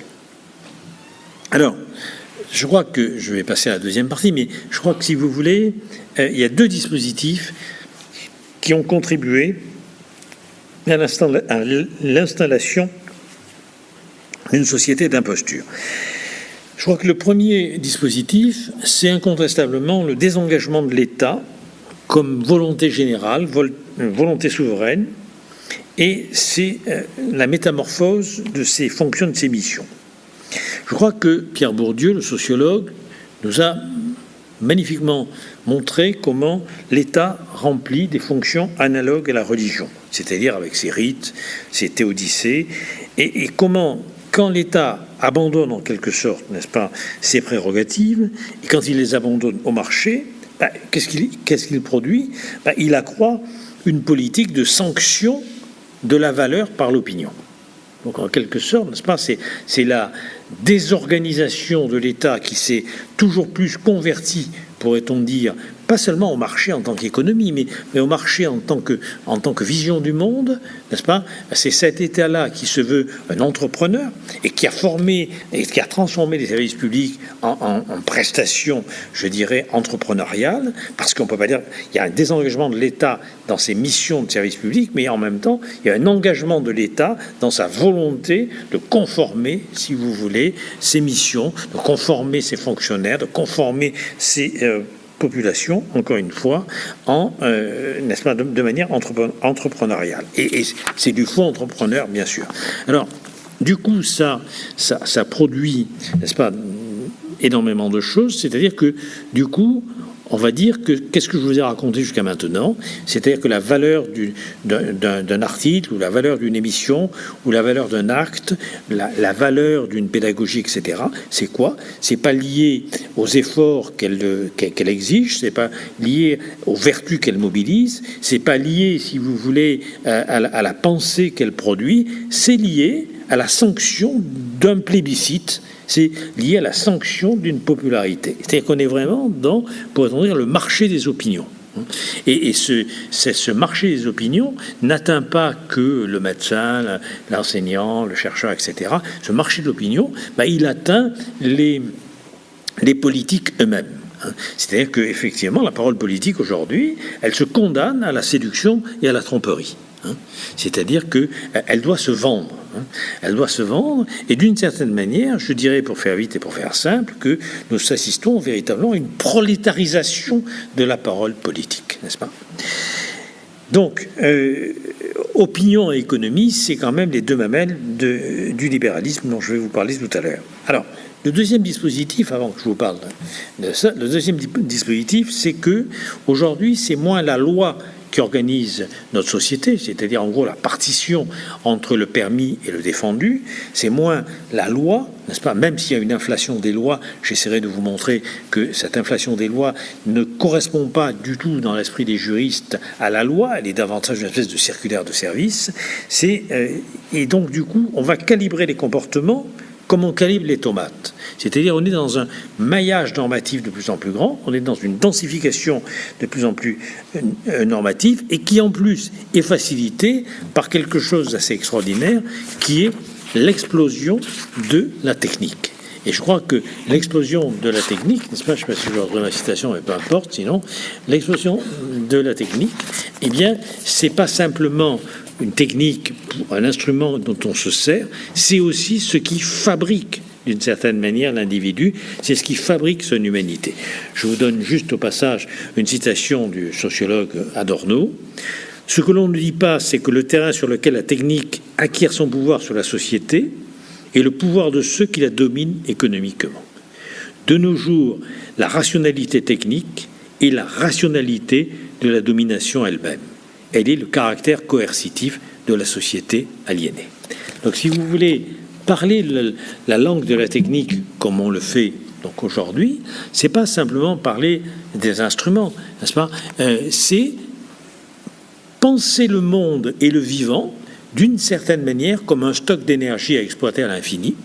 Et on va parler de capital humain, on va parler de ressources humaines, on va parler, si vous voulez, de stock d'informations.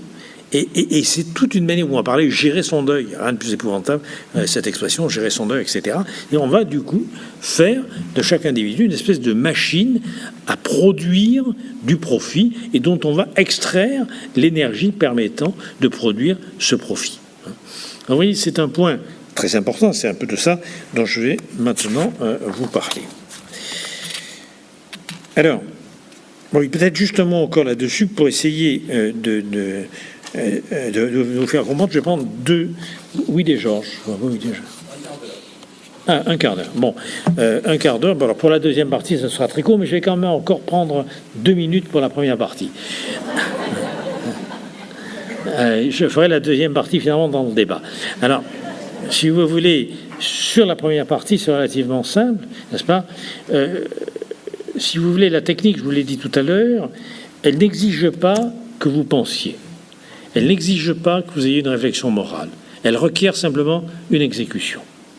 Or, quand vous prenez, je donne plusieurs exemples, mais quand vous prenez les grands génocides, les grands tueurs de masse, quand vous prenez, n'est-ce pas, les grands criminels nazis, et quand vous lisez un peu les textes qui ont été écrits, vous vous apercevez de quoi?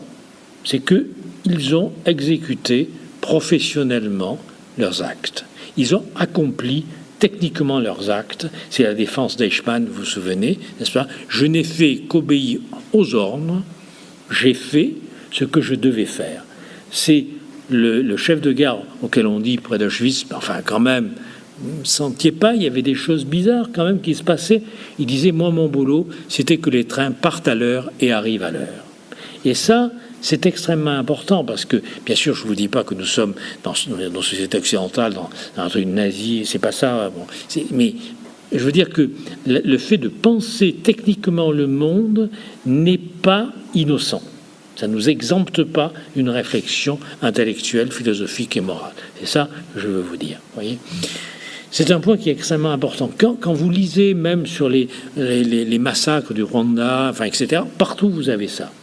J'ai accompli l'acte que je devais faire. Et vous avez des détails, mais terribles. Vous avez par exemple un commando nazi chargé d'exécuter les Juifs et qui, à un moment donné, fait remonter vers les autorités un rapport qui est étonnant quand vous le lisez, qui pourrait être un rapport de revendication syndicale. En gros, ils protestent de souffrir, de devoir exécuter eux-mêmes les jeunes filles juives avec qui ils ont couché.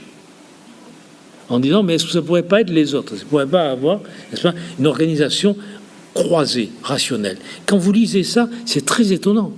C'est qu'en gros, la mort est leur métier, comme disait l'autre. Et ils font leur métier. Donc, vous voyez, un monde technique, là, je n'ai pas le temps d'en parler parce qu'il m'a laissé que 15 minutes, mais un monde technique, n'est-ce pas, est un monde de déshumanisation. Je ne suis pas technophobe, je suis technophile, j'adore la vie, c'est un problème. Mais, vous voyez, c'est un monde qui est déshumanisé. Or, ça va être le deuxième petit bout avant que je commence la deuxième partie. Le deuxième petit bout, c'est sur la prolétarisation. Pour commencer ce petit bout, ça sera le petit bout du petit bout. Pour commencer ce petit bout, je citerai Marx, qui nous donne quelque chose de terrible. Quand Marx nous dit « Il ne faut pas dire qu'une heure de travail d'un homme vaut une autre heure de travail d'un homme, il faut dire qu'un homme d'une heure vaut un autre homme d'une heure, le temps est tout, l'homme n'est plus rien, il n'est plus que la carcasse du temps, jour après jour, la quantité décide pour la qualité. » C'est très important, ça. Parce que ça veut dire que, vous voyez, c'est formidable la quantité, c'est formidable les chiffres, les mathématiques, ce que vous voulez, mais ça veut dire que si on n'y prend pas garde, il y a un pouvoir d'homogénéisation qui, finalement, décontextualise, déshumanise. N'est-ce pas? Un éducateur vaut un éducateur. Ah oui, mais quel est le rapport de cet éducateur avec le groupe de travail? On s'en fout complètement. Oui, mais les enfants, ils aiment bien celui-là et pas celui-là. On s'en fout complètement. Un vaut un sur le tableau. Et ça, c'est très, très important. Voyez. Or, moi, je ne vous dis pas qu'on ne doit pas avoir, bien évidemment, une vision mathématique, rationnelle du monde. C'est pas ça. Ou financière du monde. Bien sûr, ça existe. C'est pas ça le problème. Mais s'il n'y a que ça, on va vers, n'est-ce pas, une société de robots ou une société de termites. C'est simplement ça que je voulais, encore une fois, vous dire. Et pour essayer de vous montrer cette emprise de la technique sur nos vies actuellement, je termine mon petit bout, c'est sur ce que j'appelle la prolétarisation généralisée de l'existence. Qu'est-ce que j'appelle prolétarisation généralisée de l'existence? Quand est-ce, nous dit Marx, que l'artisan devient prolétaire? Quand est-ce que l'ouvrier devient prolétaire? L'ouvrier devient prolétaire non pas simplement eu égard aux conditions misérables de son existence produites par l'urbanisation ou l'industrialisation. L'ouvrier devient un prolétaire à partir du moment où son savoir d'artisan a été confisqué par le mode d'emploi de la machine. C'est-à-dire tout se passe à ce moment-là comme si le lieu de décision passait de l'être de l'ouvrier vers le mode d'emploi de la machine. Là, véritablement, il y a prolétarisation. Et cette prolétarisation, elle n'est pas matérielle, elle est symbolique, elle est humaine. Voyez.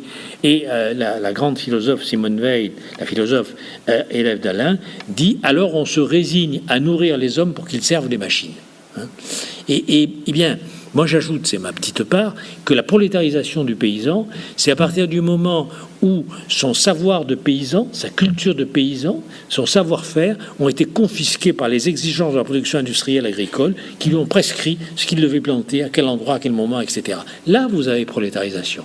Eh bien, encore un petit effort pour être républicain ou gorien, n'est-ce pas? La prolétarisation, si vous voulez, du médecin, la prolétarisation de l'enseignant, la prolétarisation du chercheur, la prolétarisation du journaliste, etc., opère à partir du moment où le savoir-faire artisanal qui était le nôtre, dans l'artisanal, il y a art. Ce savoir-faire artisanal s'est trouvé confisqué par ces machines immatérielles mais bien réelles que sont les protocoles standardisés comparés, que sont les EBM, que sont les guides de bonne pratique, que sont les règles de bonne conduite, etc. Et là, véritablement, aujourd'hui, tous nos actes professionnels sont fragmentés, rationalisés, organisés et prescrits, si vous voulez, par autre chose que notre propre métier. Et c'est pour ça que nous assistons aujourd'hui à une casse des métiers qui est extrêmement importante. Et c'est pour ça que les professionnels sont en souffrance, parce qu'ils sont dans un conflit de loyauté entre l'éthique de leur métier et puis les normes gestionnaires qui sont exigées, prescrites et qui doivent être incorporées dans les actes professionnels. C'est ce dont je vous ai parlé tout à l'heure. Alors il me reste 10 minutes, c'est ça, Georges? Bon. Alors, 10 minutes pour les 40 pages de la deuxième partie, ça va être rude. Alors, peut-être commencer par une citation de Michel Foucault, un de mes maîtres à penser, vous l'avez compris, quand Foucault dit « La norme est porteuse d'une prétention de pouvoir ». Vous voyez, c'est ça, parce que les normes techniques, on comprend bien à quoi ça sert. Mais les normes sociales, elles sont ni naturelles, ni techniques. La norme est porteuse d'une prétention de pouvoir. La norme, ce n'est pas simplement, ce n'est même pas un principe d'intelligibilité. C'est un élément à partir duquel un certain exercice du pouvoir se trouve fondé et légitimé. Et il poursuit Foucault, concept polémique, dit M. Canguilhem, c'était son maître, peut-être pourrait-on dire politique. En tout cas, la norme porte avec soi à la fois un principe de qualification et un principe de correction. La norme n'a pas pour fonction d'exclure, de rejeter. Elle est au contraire toujours liée à une technique positive d'intervention et de transformation, à une sorte de projet normatif. Réfléchissons 30 secondes sur cette citation. Je vous ai dit, les normes sociales, les normes culturelles, ce n'est pas les normes techniques. Si je dois brancher effectivement une prise, il vaudrait mieux qu'effectivement elle soit calibrée par rapport, n'est-ce pas, à la femelle qui va recevoir cette prise, etc. Mais si on prend les normes biologiques, il va de soi que quand, par exemple, l'association de lutte contre l'hypertension artérielle et les maladies cardiovasculaires allemandes fait baisser d'un point la norme de la tension artérielle en 1974, on multiplie par 3 le nombre de consommateurs potentiels d'hypotenseurs. Mais il y a une limite, si vous voulez. Bien sûr que ça débat, bien sûr qu'il y a des conflits d'intérêts avec l'industrie, bien sûr qu'il y a des conflits de doctrine, mais quand même, on ne peut pas étendre à l'infini. Bon, mais dans le domaine du social, dans le domaine du politique, dans le domaine du psychologique, je n'ai pas le temps de vous parler de la psychiatrie, il me faut les 3 heures. Mais si vous voulez, dans ce domaine-là, les normes ne sont pas naturelles, elles ne sont pas évidentes, elles ne sont pas techniques. Elles sont bien évidemment très aléatoires. Lorsqu'en 1980, on retire l'homosexualité de la liste des troubles du comportement sexuel, on guérit des millions de malades. Lorsqu'en 1994, n'est-ce pas, on inclut dans la liste des troubles du comportement sexuel les troubles de l'humeur des femmes avant les règles, on implique des tas de malades qui ne l'étaient pas jusque-là. Ce que je veux dire par là, c'est qu'il y a, vous voyez, il y a un champ, n'est-ce pas, qui fait que, par exemple, en changeant simplement les critères, entre 1979 et 1996, en France, on a 7 fois plus de diagnostics de dépression. Ça ne veut pas dire qu'on a affaire à 7 fois plus de déprimés. Ça veut dire qu'en gros, le seuil de tolérance sociale par rapport à la dépression est modifié et qu'en changeant les critères, on inclut de plus en plus de patients dans le lot des gens à traiter. Parce qu'en 1952, première version du manuel diagnostic statistique des troubles mentaux, n'est-ce pas, il y a une centaine de troubles du comportement. 1990, vous en avez 400. 2013, DSM-5, vous en avez plus de 400. Ça veut dire simplement qu'en modifiant un petit peu les choses, on va pouvoir inclure de plus en plus de monde. Et c'est ça que je voudrais essayer de vous montrer. Pourquoi est-ce qu'on va inclure de plus en plus de monde? C'est pas du tout pour les isoler, c'est pas du tout, si vous voulez, on n'est plus dans cette période en quelque sorte d'exclusion. Vous voyez, c'est plus la période lépreuse, pour aller dire, pour aller vite, n'est-ce pas, où on va mettre on va hospitaliser, etc. Pas du tout. Aujourd'hui, c'est ça là-dessus que je voudrais terminer pour essayer de vous faire le lien avec l'imposture. Aujourd'hui, on va inclure toujours plus de gens dans le lot des populations à risque, c'est-à-dire à surveiller, à contrôler et à normer. Et c'est là où tous nos métiers changent, c'est là, si vous voulez, où toute notre manière d'entrer en relation les uns avec les autres est modifiée. Alors, d'où ça vient? Eh bien, je partirai... Donc, 10 minutes, c'est ça? Donc, je partirai, si vous voulez, de Max Weber, qui est quand même le grand sociologue et anthropologue du capitalisme, qui avait montré, je le cite, « Nous ne cessons de constater, y compris pour des sphères de conduite de vie qui évoluent indépendamment les unes des autres, que c'est en Occident, et seulement en Occident, que se sont développés certains modes de rationalisation. » Je poursuis. « Lié à la rationalisation de la technique et à celle du droit, l'émergence du rationalisme économique fut en effet également tributaire de la capacité et de la disposition des hommes à adopter des formes spécifiques de conduite de vie pratiques et rationnelles. » Je m'explique. Qu'est-ce qu'il nous dit là, Max Weber? Parce qu'il y a tout, hein. Mes 3 bouquins, là, sont résumés, si vous voulez, dans 5 lignes. Ça veut dire quoi? Il nous dit en gros, pour que le capitalisme puisse se développer dans ses différentes formes. C'est pas un gros mot, hein. C'est un mode d'échange, c'est un mode de rapports sociaux, c'est un mode d'économie. Pour que le capitalisme puisse se développer dans ses différentes formes, il n'est pas simplement important qu'il y ait une lutte contre la baisse tendancielle de la plus-value, etc. Il n'y a pas seulement que des problèmes économiques, il y a des problèmes culturels, psychologiques et anthropologiques. Ces problèmes sont les suivants, c'est qu'il faut que les individus se conduisent d'une certaine façon, que cette façon soit normée, qu'elle soit rationalisée selon un mode de pensée. Et ce mode de pensée, c'est ce que moi j'appelle la rationalité pratico-formelle. Alors c'est un gros mot, ça veut dire quoi? La rationalité pratico-formelle, ça veut dire un mode de pensée qui est basé sur le calcul ou qui est basé, si vous voulez, sur le droit. C'est-à-dire pratique, ça veut dire c'est la pensée des affaires, c'est la pensée de résolution des problèmes des affaires, du commerce, etc.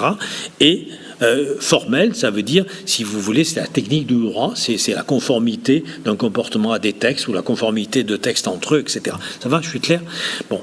Or, en Occident, tout se passe comme s'il n'y avait pas d'autre raison, comme s'il n'y avait pas d'autre forme de rationalité, ce qui est une imposture, véritablement. Parce que le mythe, c'est une forme de rationalité. L'éthique, c'est-à-dire ce que Max Weber appelle la rationalité substantielle. L'éthique, la morale, c'est une forme de rationalité. Lorsqu'aujourd'hui vous avez l'affrontement entre un néolibéralisme débridé, n'est-ce pas, sous magistère anglo-américain, et puis vous avez avec de l'autre côté des intégristes religieux, etc., quelle que soit leur religion, on s'en fout, n'est-ce pas, vous avez quoi? Vous avez l'affrontement d'un mode de rationalité pratico-formelle avec un mode de rationalité substantielle. Et qu'en gros, le choc, c'est pas un choc de civilisation, c'est un choc de forme de rationalité. Je ne sais pas si je suis clair. Mes travaux, c'est ça, hein, essentiellement. Voyez.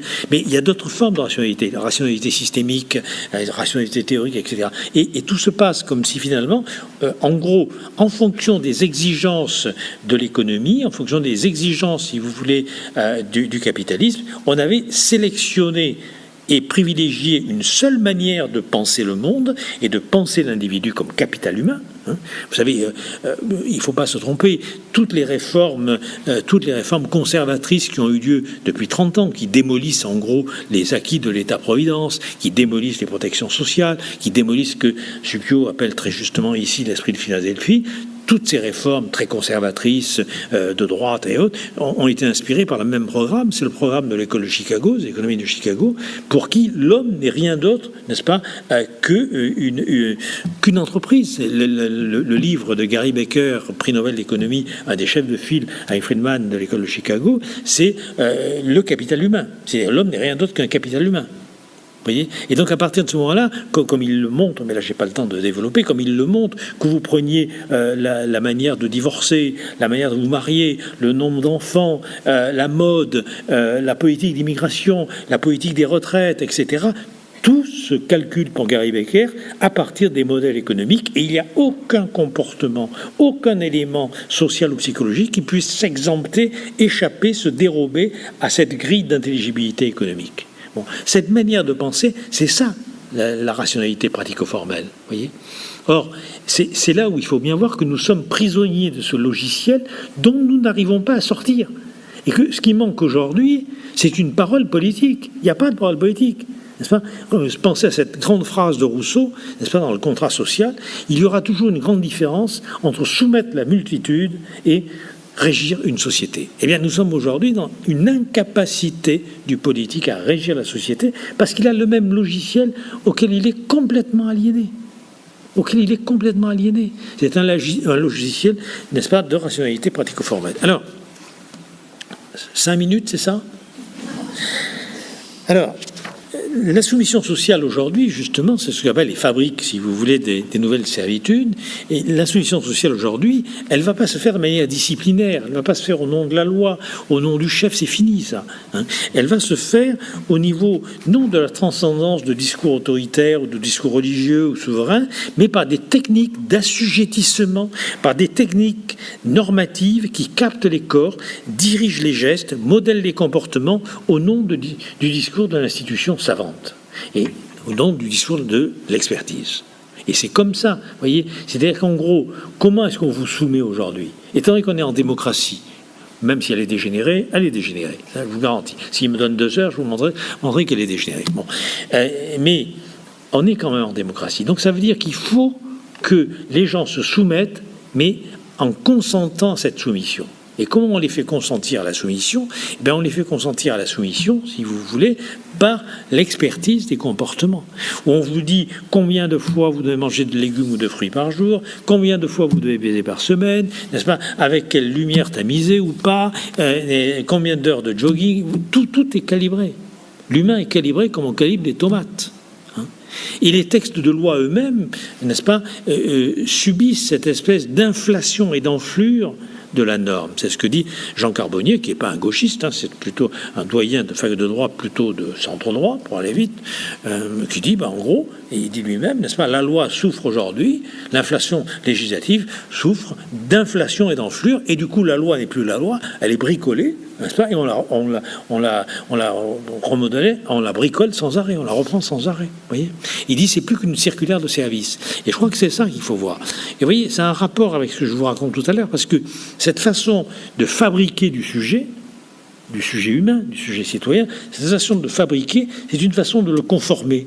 Et du coup, face à ça, vous avez ceux qui se révoltent, vous avez ceux qui se soumettent de manière apathique, parce que ça, on n'en parle pas.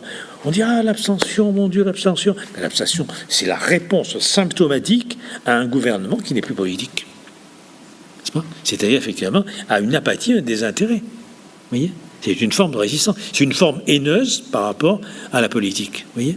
Vous avez d'autres formes haineuses, avec des extrêmes, bien sûr, mais vous avez une autre forme haineuse par rapport à la politique, c'est l'apathie. Et puis, vous avez l'imposture. L'imposture, qu'est-ce que c'est ? C'est l'adaptation parfaite. C'est le conformisme parfait. Mais qui peut tout à fait changer. Il votera extrême droite demain et après-demain extrême gauche. Et puis l'autre après-demain au centre. Aucun problème. Aucun problème. N'est-ce pas ? Pourquoi ? Parce qu'il est parfaitement adapté.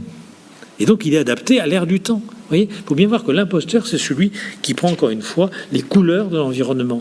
C'est ça qu'il faut comprendre. Donc, en gros, qu'est-ce qui nous renvoie ? Thierry pourra en parler mieux que moi sur la question du spectre de la lumière, n'est-ce pas ?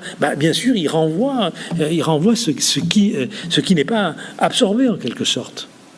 C'est-à-dire que c'est lui qui donne les couleurs de notre temps. Alors, voyez, je vais pas abuser de votre temps en tout cas. Du coup, c'est un peu le problème majeur, c'est que ce pouvoir, cette société de la norme, cette société du contrôle, comme disait Deleuze, n'est-ce pas, elle exige sans arrêt un système de surveillance, un système de contrôle, mais pas disciplinaire. On n'est pas dans le fascisme, ou alors c'est un fascisme mou, un fascisme culturel, mais c'est pas un fascisme politique, bien évidemment, n'est-ce pas ? Et donc, une visibilité incessante, une classification permanente des individus, une hiérarchisation, une qualification, l'établissement de limites, une mise en diagnostic, etc. Donc, vous voyez, la norme devient, en quelque sorte, n'est-ce pas, le compteur avec lequel on va guider, si vous voulez, des individus en leur faisant croire que c'est pour leur bien, en leur faisant croire que c'est pour leur santé. Donc, vous voyez, on est dans des sociétés que Foucault appelait sécuritaires. Et ces sociétés sécuritaires, il faut bien voir que les ramifications de ce pouvoir sécuritaire sont aux extrémités, et c'est là où ça pose un problème majeur, aux extrémités d'institutions qui ne sont pas faites pour la sécurité.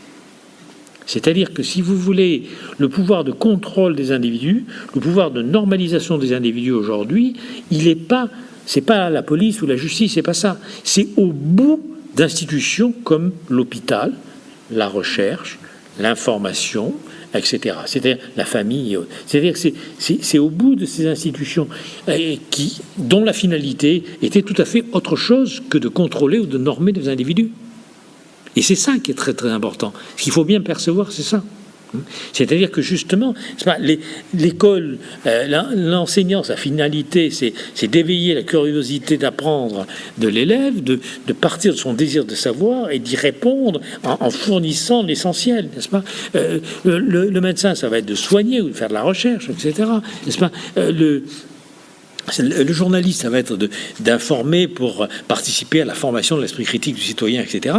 Or, il se trouve que ce que je vous ai raconté pendant toutes ces longs balbutiements de conférences, n'est-ce pas? Parce que je vous ai raconté, c'est une façon de vous dire, vous voyez bien que la logique d'audimat, que les logiques d'évaluation, elles sont là pour quoi? Elles ne sont pas là pour améliorer la performance du journaliste. Elles ne sont pas là pour améliorer la performance de l'enseignant. Elles ne sont pas là pour améliorer la performance du soignant. On n'en a rien à foutre. Ça n'a jamais amélioré quoi que ce soit, ce type d'évaluation. C'est une chose, la soumission des individus. C'est-à-dire que la performance de l'évaluation aujourd'hui, c'est sa capacité de persuader, c'est sa capacité performative de faire advenir ce qu'elle énonce. Et là, on est en plein dans le modèle aussi des agences de notation financière. C'est-à-dire qu'effectivement, elles accomplissent une prophétie autoréalisatrice où finalement, elles produisent ce que, tel Cassandre, elles annonçaient.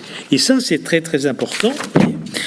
Et c'est très important parce que cette société de la norme, elle va exiger des systèmes de surveillance, de contrôle, de gouvernementalité différents de ceux qu'on a connus.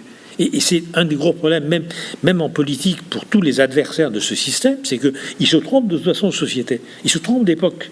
Ils sont dans quelque chose qui est une opposition à des systèmes disciplinaires, autoritaires, qui n'existent plus. Et ce qui leur manque, c'est un adversaire consistant qui leur permettrait de se positionner. D'où justement, n'est-ce pas, ce trouble, si vous voulez, dans aujourd'hui, on va dire, la pensée politique. Alors, je termine, Georges, ne vous en faites pas. Je vais terminer pour essayer, si vous voulez, de terminer peut-être avec quelqu'un que j'aime beaucoup, dont vous l'avez sans doute compris, qui est Jaurès. Et j'aurais pu terminer ou avec Jaurès ou avec Camus. Bon, je termine avec Jaurès finalement. Bon, ce qui me paraît très intéressant, justement, avec Jaurès, si vous voulez, c'est que tout ce qu'il promeut, parce qu'il faut bien voir que Jaurès, dès sa thèse secondaire d'enseignement supérieur, ne lâche pas, je dirais, les deux rampes. D'une part, la rampe de la conception matérialiste de l'histoire, d'une analyse assez marxiste, on va dire, de la société, mais de l'autre côté, c'est ce qui le met d'ailleurs en déséquilibre par rapport aux socialistes à ce moment-là, n'est-ce pas, où il dit, n'est-ce pas, nous n'allons pas sortir de l'humanité pour rester dans le socialisme. C'est très beau d'ailleurs comme phrase, n'est-ce pas. C'est la deuxième rampe, c'est quoi? C'est justement une conception idéaliste, c'est-à-dire reconnaissant le besoin de spiritualité de l'humain. Et ça me paraît très très important que Jaurès, comme Camus, d'ailleurs les deux, ne lâchent pas prise ni d'un côté ni de l'autre, n'est-ce pas? On retrouve chez Camus des phrases très fortes aussi comme ça. Si je ne crois pas en Dieu, mais je ne suis pas athée, par exemple. Et c'est un point très important parce que leur conception aussi bien de l'éducation, de la culture que de la politique est en contrepoint de cette fabrique d'un sujet entrepreneur de lui-même, d'un sujet qui se vend, dont finalement l'imposteur, vous allez un peu parler, moins que ce que je pensais le faire, mais ça, un peu parler, l'imposteur n'est finalement que la figure grossie, c'est tout. Et c'est simplement un agrandissement de l'homme normal fabriqué par nos sociétés.